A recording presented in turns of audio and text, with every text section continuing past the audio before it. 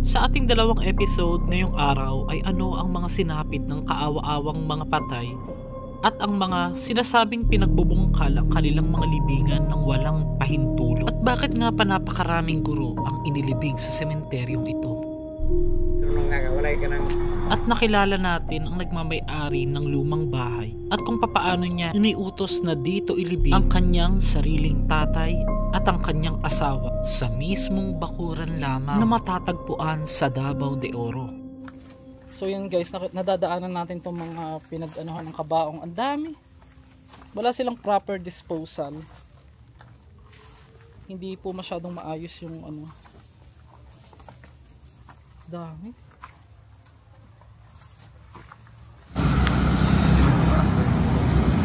Ang taas oh. Lalaki pa yan, lalaki pa. Pero matibay yan. Ano tawag dyan? Punong kahoy. Anong klaseng punong kahoy? Ang daming... So guys, so ayan, dala-dala natin yung ano, biniyahin natin to from Davao City. 3 hours, oo. Halos 3 hours yung biyahe, dire-diretso lang. Ito po ay sako po ng Compostela Valley.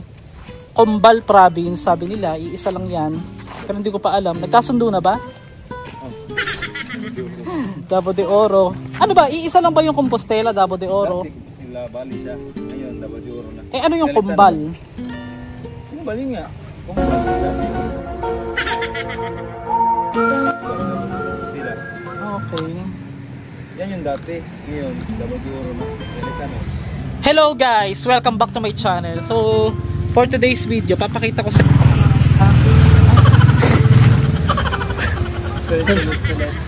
Hello po. Nag-umpisa pa lang ako, may dumalo kasi eh. So tignan nyo to guys oh. Matagal-tagal din ako hindi nakaikot sa sementeryo. Ito agad ang nakita ko, isang puntod ng bata na ipinanganak ng December 25 at pumanaw din ng December 25. Yung sementeryo dito, simple lang naman. Tapos meron tayong pupuntahan doon saglit. Tapos may bahay ng mga abato. Ba't sunod-sunod yung dumadalaw? Ayan oh. Sure. Tapos ito may mga bata dyan na ano.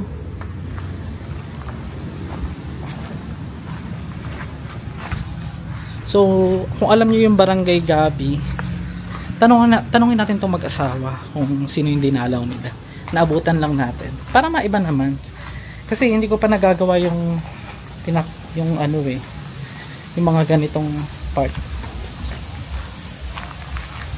Yung magtatanong ko sa kanila. Ay, te, sino dinalaw nyo? Papa ko. Papa mo? Dugay na siya nakalubong dira. Matagal na siya nakatira dyan. Eh, nakalubong? Oo, tagal na. Kuwan.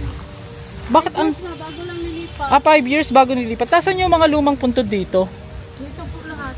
Dyan. Yeah. O, kamusta naman ang ano, sementeryo nyo dito sa ano, nagbablog ako. Napapanood mo ba yung vlog ko? Hindi. Ako palagi. Ay, taray!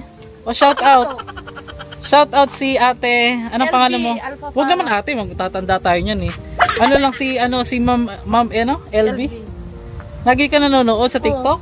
Eh, wag ka sa TikTok manood. Sa YouTube. Sa YouTube. Follow ako sa Wala akong kita sa TikTok. Sorry. Ano ka follow? Oh, thank you. May sticker ka dyan? Wala. Wala. Uwi na ba kayo mamaya pa? Uwi na. Uwi na rin. Ito yung papa mo.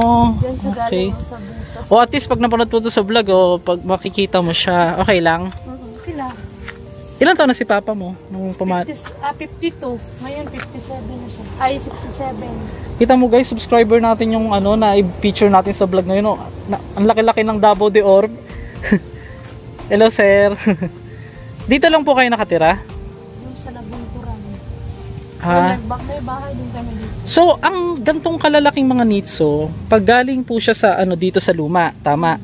Ngayon, buto na lang po yun nandyan. Hindi pa yan buto papa ko eh. Parang buo pa. Eh, ba't 5 years pa eh. tignan nyo guys, so, ang liit lang ng ano. Bakit ang liit? Paano yun nagkasya po? I mean, paano siya naipasok dyan? Pinasok nila ng ano? Ng pilit? Nandito ka nung time na yon? Wala, binidyo lang ng kapatid ko. Buo pa siya eh, kaya dili Ah, buo pa! Hindi siya pwede dun sa mga ano, sa mga buto kasi buo pa siya. Ilang taon ang pumanaw si tatay? 5 years nung November 1. 5 years na, pero buo pa rin yung katawan niya. Diyan siya galing yung butas na yan. Ah, itong butas na ito. Okay. May alam ka bang kababalaghan dito, te, na kwento? Wala naman. Sayang. O sige, hindi ko na ka-istorben. Thank you sa time. Shoutout na lang kay Madam LB dito sa Davao de Oro. Saka sa lahat ng mga taga Davao de Oro. Kita mo, nakakarating tayo dito. Pinapanood pala tayo. Thank you po. So dito naman sa part na to, pero ang alam ko may kikwentong kababalag dito si kumpare. Halika dito, Harold. Ano yung kababalaghan dito, Harold? Wala kang alam? Sila yung may natapon doon sa... Ayun sa may tulay, yung tapunan. So ito yung part na liblib, guys. Tignan nyo Ito yung mga inilipat na raw. Ang dami ng mga butas-butas. Ayan Meron pa din parang abandon sa style na yun. Master G, bakit gabi or hapon ka pumupunta ng cemetery? Wala kang pakailan kahit anong oras ko gusto. Hindi, joke na. Hindi, kasi guys, mainit kasi. Tas syempre maraming ahas nga naglalabasan daw. Gusto ko lang mag-tour dito kasi may pupuntahan tayong yung abandon ng mga bahay dito sa labas. So sinama ko lang tong vlog. Meron siyang puntod dun sa may gilid niya yung bahay na yun. Itatry ko pa kung makakapasok tayo kasi abandon na talaga siya, tas medyo creepy yung itsura. Tignan nyo naman to sa part na ito. Ang ganda ng kanyang location. Ang nakalibing parang senior citizen na. Pati hanggang dun ba? Sementeryo yan? Ayun, bahay na yun. Bahay na yun. Ito mga lansones. Ito yung mga binutas na. Oo. Agi-agi lang may. Ito yung mga inilipat na. Tignan nyo guys,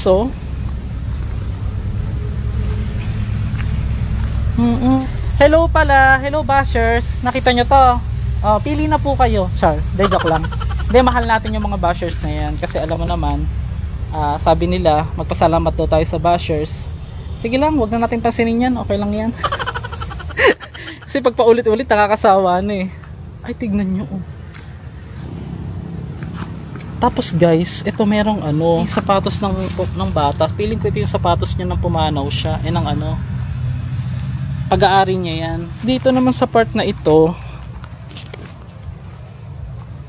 isang buong angkan, halos. Gano'n ang sementeryo. Tara dito tayo. Master G, ba't hindi ka natatakot at saka ba't hindi ka kabisado mo na agad? Yung flow kasi ng sementeryo guys, alam ko halos yung daan kahit first time kong pumunta. Parang pare-pare, similar sila lahat guys. Ito ay ang daming kabaong. Ba't nandito lang yung mga kabaong? Ayan Ayoko dyan sa loob. Huwag kayong apak sa loob ng kabaong Ito Ay! Hala! Alam nyo guys, buo pa. Ayun ito yung takip. Ano yung inilipat na yung Bakit ang daming butas mo? Kasi kung ililipat yan, bakit may maganda dito sa part na ito? Yan. Tapos ito pa. Ang dami to. Nadadaanan natin itong mga pinag-anuhan ng kabaong. Ang dami.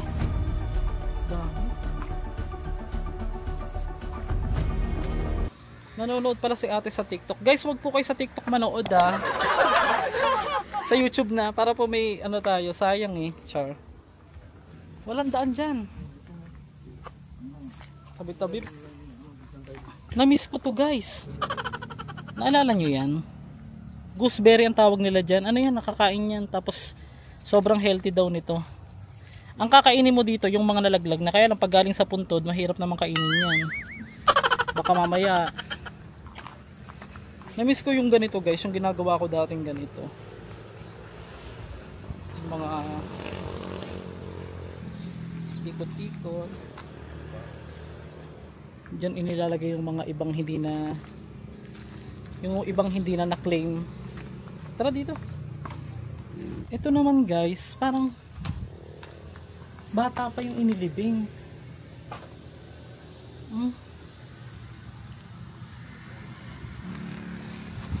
Ingat, may baka lang. Ito na yung pinaka part na liblib at pinaka ng sementeryo. So tabing kalsada lang siya. dito sa ano, Davao de Oro. Pauwi na nga kami nung nakita namin ang mga nakalibing na ito. Isang tila guro na nakasuot ng kanyang uniform at isa pa dito na guro din. Nakita ko yung nakasulat sa pinakailalim o sa tulusan ng kanyang kandila na may nakalagay na I love you, ma. Parang kinurot yung dibdib ko. Meron din akong napansin dito na mag-asawa na sabay silang pumanaw. Bakit parehas silang inilibing at namatay din ang sabay. Parang naririnig lang natin yung kantang Till Death Do Us Part. Habang nabubuhay, dapat nating pahalagahan ang ating hindi buhay ang ating mga pakikisama at pakikipagkapwa-tao. Kasi naisip ko din kung pahahalagahan natin ang buhay natin, hindi ba dapat mas tama yung salitang ingatan natin yung ating buhay? Hindi mo naman alam kung kailan tayo kukunin dahil ito ay hiram lamang. Kaya dapat mas gamitin ito sa tama. Sa aking mga pagbablog sa mga sementeryo, nare-realize ko na oo nga, balang araw ay isa rin ako o isa ka rin sa magiging gaya nito. Kaya i-cherish lang natin with positivity ang ating buhay. Nalaman ko lang na ang ilan pala sa mga ito ay inabisuhan na nga daw na ililipat na dahil natapos ng kanilang kontrata. Pero hindi na napaalalahanan ng ilan dahil nga ang ilan sa kanila ay tila inabandon na lang, kundi butasin at ilipat ang mga buto dahil nga sila ay walang sawang pinapaalalahanan. At ito'y karaniwan naman din nangyayari kapag ang isang ilibing ay may kontrata. Ano yung ano doon sa bahay na yung sana pakitapos po yung video, pero kung bago ka, mag-subscribe ka na dito kung gusto mo yung ganito para ma-update ka sa mga bagong video natin. Yung mga lumang video natin dyan, panoorin nyo din para po makita nyo lahat yung mga bago nating yung mga i-upload pa natin. Tara. Kung titignan mo sa labas ay katabi lang ito ng isang kalsada na ilang metro lang ang layo sa sementeryo. Pero ang aking pinagtataka ay bakit dito inilibing sa mismong bakuran lamang at ano ang kwento. Ayon sa may-ari ay may 100 taon na mahigit ang bahay na ito na pag-aari pa ng kanyang mga lolo. Sakto namang alas 6 mahigit na nung nakarating kami dito. Aminado din ang nakausap nating may-ari na may kababalaghan nga daw na nangyayari dyan. Punta lang namin saglit and then mga 5 minutes o 10, ganun. Sige. Ang tagiyan niyan, yung mismong mama at papa mo, sir. Yeah, ang may-ari. So na ko na kining niya rin doon. Bukod sa babae, sir, kung sa pa yung nakikita ng asawa niyo dyan dati nung buhay. Ako rin nakita na. Magulang ko ka na magpapalog ka na yung lakaw. Wala yung makita ng tao. Pero yung mga anak niyo po, nasaan na po? Saan na po nakatira? Dito daw. Wala niya sa baho. Sige po, ano lang namin saglit, i-vlog lang namin. Okay, langit magkakaroon ng prakata ng videos pa. Sige po. Ano lang namin, i-vlog lang saglit. Thank you po. Salamat. Tara. So guys, ang nakakatuwa lang, sabi ko, tanungin natin yung nakaputing lalaki. Kasi baka kako siya yung may-ari. Nagkataon naman, siya talaga yung may-ari pala ng bahay. Pinayagan tayong mag-vlog. Tignan lang natin guys. So let's go. Meron na tayong permiso sa may-ari. Kaya lang may... Saan tayo dadaan dyan? Ay oo nga, medyo creepy nga.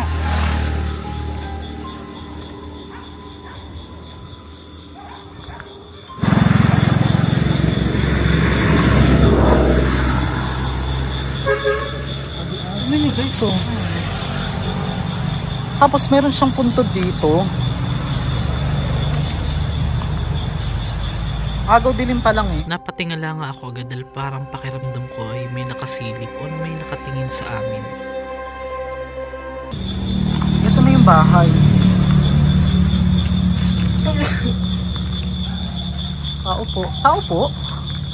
So hindi na raw dito nakatira yung may-ari, yung nakausap namin kanina. Ito yung puntod guys. Mama at papa niya nakalibing dito may asawa niya. Medyo bata pa yung asawa ni Kuya.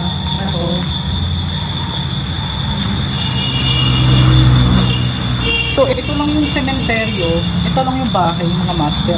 Giba na dito sa part na to. Hindi na tayo magtatagal kasi ito palang bahay na ito ay doon sa may-ari. Tignan nyo yung buhay pa daw yung kapatid o yung mama, yung mga magulang nung bahay na ito, ang may-ari na nakausap natin, nakakarinig doon ng mga umaakyat, ng mga naglalakad sa itaas. Ngayon, tignan nyo naman, sira-sira na halos. Ngayon, meron siya ritong parang may bahay din dito sa part na ito. Sino yung nakatira daw dito? Yung anak?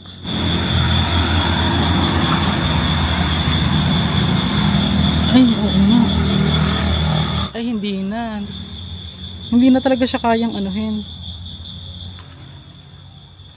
Hello po. Hello po.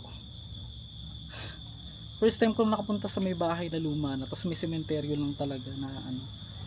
Mabait naman yung may-ari, pinayagan tayo. Wag lang tayong pumasok na. Yung mga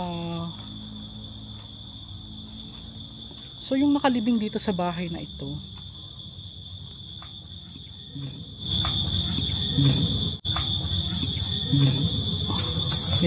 may mga may mga, pakita mo yung lumang bike.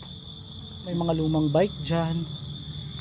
At ito na yung puntod, guys. So ang inilibing po dito, taong 2004 pa, yung isa 2021. At ang pinakahuli yung 2021. Tas 2006.